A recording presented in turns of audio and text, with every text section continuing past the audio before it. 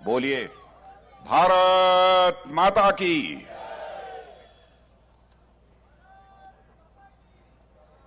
भारत सरकार के मिनिस्टर और सिकंदराबाद क्षेत्र से कैंडिडेट श्रीमान जी किशन जी रेड्डी और आपके बगल के पार्लियामेंट्री क्षेत्र मलकानगिरी के कैंडिडेट श्रीमान इटाला राजेंद्र गारू और हमारे मेंबर ऑफ पार्लियामेंट राज्यसभा के सदस्य और बीजेपी ओबीसी मोर्चा के प्रेसिडेंट श्रीमान लक्ष्मण जी गारू, श्री चिंतला रामचंद्र रेड्डी गारू, श्री वेंकटेश्वर गारू, श्री श्रुति गारू, वी चंद्रशेखर गारू, श्री राजशेखर रेड्डी गारू, श्री शशिधर रेड्डी गारू, श्री कृष्णा यादव गारू, श्री महेश्वर रेड्डी गारू, श्री राकेश रेड्डी गारू, श्री श्याम सुंदर गारू, डिस्ट्रिक्ट प्रेसिडेंट, और यहां मौजूद मेरे सभी सम्मानित बहनों एवं भाइयों।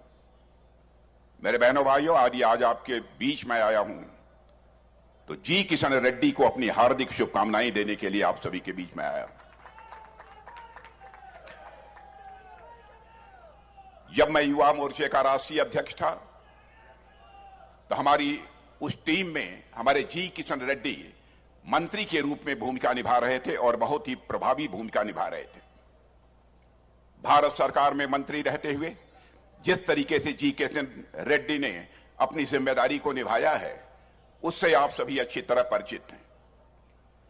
यहां का मेंबर ऑफ पार्लियामेंट होते हुए अपनी पार्लियामेंट्री कॉन्स्टिट्यूएंसी का डेवलपमेंट कैसे हो सकता है, जिस हद तक जाकर इन्होंने जी किशन रेड्डी गारू ने किया है उसकी जितनी भी सराहना की जाए उसके लिए मैं इन्हें आप सबकी तरफ से भी अपनी तरफ से हार्दिक बधाई देता हूं।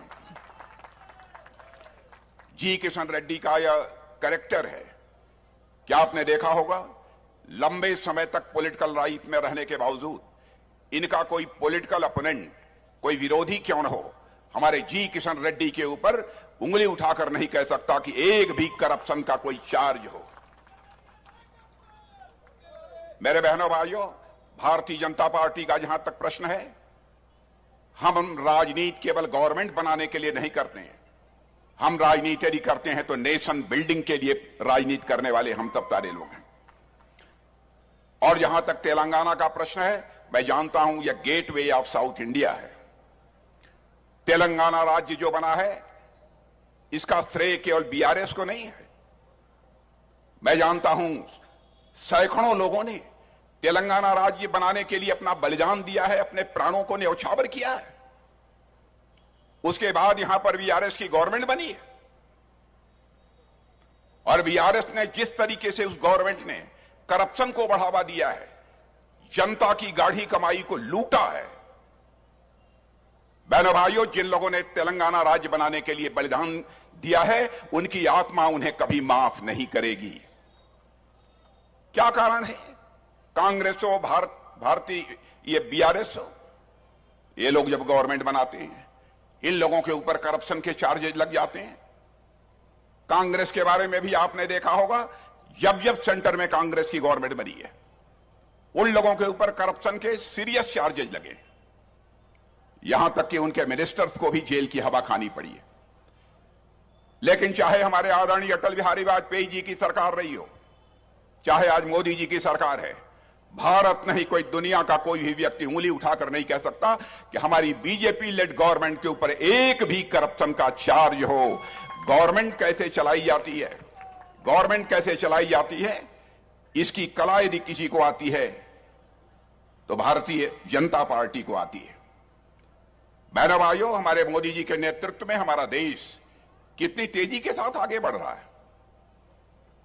भारत का स्टेचर, भारत का कद सारी दुनिया में बढ़ा है। पहले इंटरनेशनल फोरम पर भारत कुछ बोलता था तो भारत की बातों को जिस गंभीरता पूर्वक लिया जाना चाहिए नहीं लिया जाता था, लेकिन आज इंटरनेशनल फोरम पर भारत कुछ बोलता है, दुनिया कान खोलकर सुनती है कि भारत बोल क्या रहा है। यह भारत की हैसियत सारी दुनिया में बनी है।